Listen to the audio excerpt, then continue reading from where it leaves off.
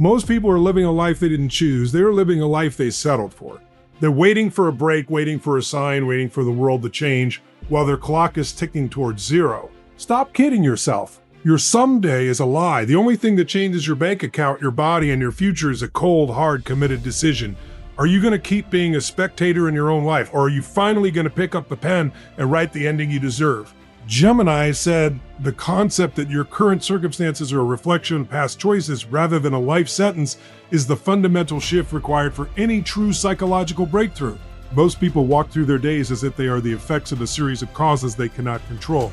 They point to the economy, their upbringing, their genetic makeup, or their current environment as the ultimate architects of their reality. However, when you buy into the idea that you are a victim of your circumstances, you effectively surrender your power to change them. The realization of agency is the understanding that while you cannot always control the cards you are dealt, you are the sole authority on how you play the hand. Every result you see in your life today, whether it is the vitality of your health, the passion in your intimate relationships, or the growth of your career, has been harvested from seeds planted in moments of decision. A decision is not a preference or a wish. In its original Latin root, decision is not a preference. When you truly decide, you cut off any other possibility except the one you have committed to. Most people never actually decide. They simply state what they would like to happen if the conditions were perfect. But the power of agency suggests that the conditions will never be perfect until you make the move. Your life is not a movie you are watching. It is a script you are writing in real time. If you don't like the current chapter, you have the immediate inherent capacity to pick up the pen and change the narrative direction. This isn't about ignoring the hardships of the past. It's about refusing to let the past function as a tether that keeps you from your future. The weight of a life sentence only exists if you believe the walls around you are solid stone. In reality, those walls are often made of old beliefs and outdated stories you've told yourself about what is possible for someone like you. Agency is the sledgehammer to those walls. It is the terrifying and liberating knowledge that you are responsible. Responsibility is not blame. It is responsibility, the ability to choose your response to any given event. When you shift from being a passenger to being the driver, the entire horizon changes. You stop asking, why is this happening to me? And start asking, what am I going to do about this? This shift in focus immediately changes your emotional state and your level of resourcefulness. The second pillar of this transformation is the understanding that at any moment, 3 specific decisions are controlling your destiny. These 3 decisions determine what you notice, how you feel, and what you eventually do. The first decision is what you're going to focus on. In every single second of your existence, there are millions of things you could focus on. You could focus on what's wrong in your life, or you could focus on what's right. You could focus on what you have, or you could focus on what's missing. Most people have a habit of focusing on what they can't control. And when you focus on what you can't control, you feel overwhelmed, depressed, and paralyzed. But the moment you shift your focus to what you can influence, your energy changes. Focus equals feeling. Whatever you focus on, you will feel, even if it isn't true. If you focus on a future disaster that hasn't happened yet, you will feel the anxiety of that disaster right now. If you focus on a past hurt, you will feel that pain as if it's happening today. Controlling your focus is the first step to controlling your state of mind. The second decision is what things mean to you. Is this a challenge or is it a problem? Is this the end or is it the beginning? Is God punishing you or is God challenging you? The meaning you attach to any event is the filter through which you experience your entire life. 2 people can go through the exact same bankruptcy. One person decides it means their life is over and they are a failure, while the other decides it means their life is over and they are free to build something better. The event is the same, but the life experience is polar opposite because the meaning is different. Nothing in life has any meaning except the meaning you give it. If you want to change your life, you have to change the habitual meanings you assign to your experiences. The third and final decision is what you are going to do. Once you've focused on something and given it a meaning that creates an emotion, and that emotion leads to an action, are you going to give up or are you going to push through? Are you going to complain or are you going to lead? Your actions are the steering wheel of your life? Most people wait to feel inspired before they act, but high achievers know that action creates inspiration. When you master these three decisions, focus, meaning, and action, you stop being a piece of driftwood tossed around by the waves of the world and you become the captain of your own ship. You realize that your internal world is not a reflection of the external world, but rather the external world is a reflection of the three decisions you make every single day. The third keynote is the understanding of the threshold of change, which is the precise moment when the internal dialogue shifts from a should to a must.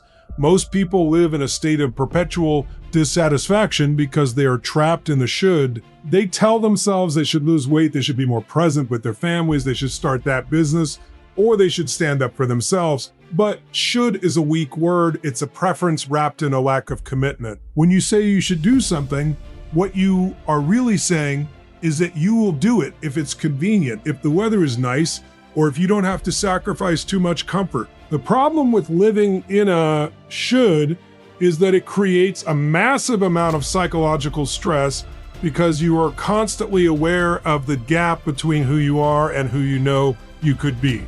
This gap is where unhappiness lives. Real change only happens when you hit a threshold, a point of no return, where the pain of staying the same becomes greater than the pain of the change itself.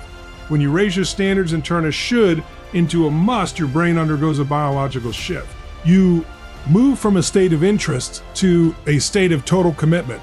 Commitment is the act of burning the boats so that there is no possibility of retreat. When it's a must, you don't look for excuses. You look for ways. You don't ask if it's possible.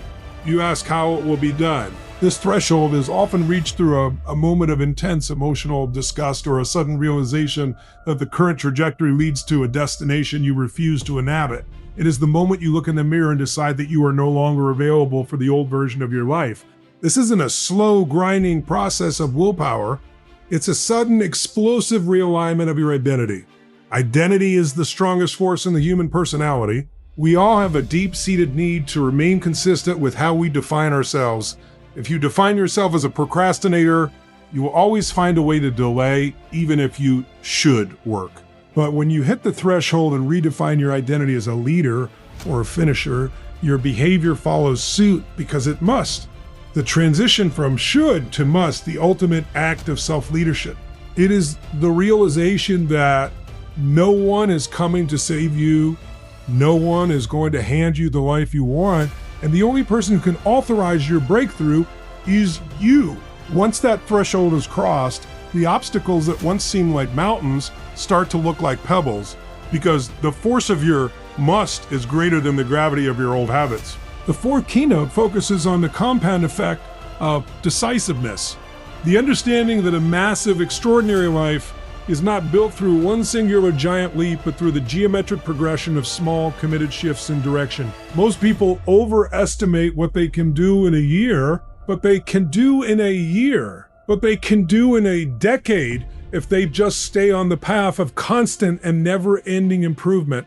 Think of a pilot flying from Los Angeles to New York City. If, at the moment of takeoff, the pilot shifts the nose of the plane, just a few degrees to the south, the passengers won't feel a thing. For the first few miles, the difference isn't visible. But as that tiny ship compounds over thousands of miles, the plane doesn't Washington, D.C., or even further south. That is the power of a decision. A decision is a course correction. You might feel like your life is stuck, but the reality is that you are only one or two small decisions away from a completely different destination. When you make a decision and follow it with massive action, you create momentum.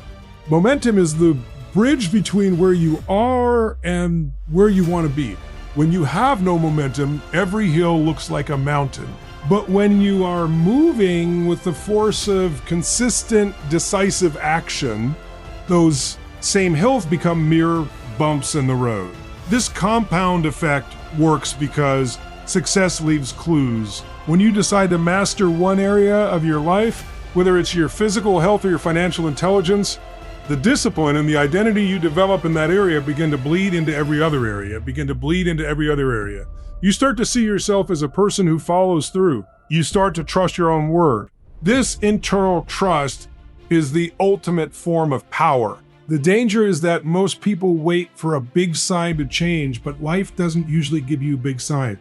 It gives you a series of small moments. If you ignore the small decisions, the decision to wake up 30 minutes earlier, the decision to make one more sales call, the decision to choose a salad over a burger, you are making a decision by default. You are deciding to drift, and drifting always leads to the rocks. The compound effect of indecision is just as powerful as the compound effect of indecision is just as powerful as the compound effect of decisiveness, but it leads to a destination of regret. To change your life, you must realize that there are no small decisions. Every choice is either moving you toward the person you were created to be or away from that person.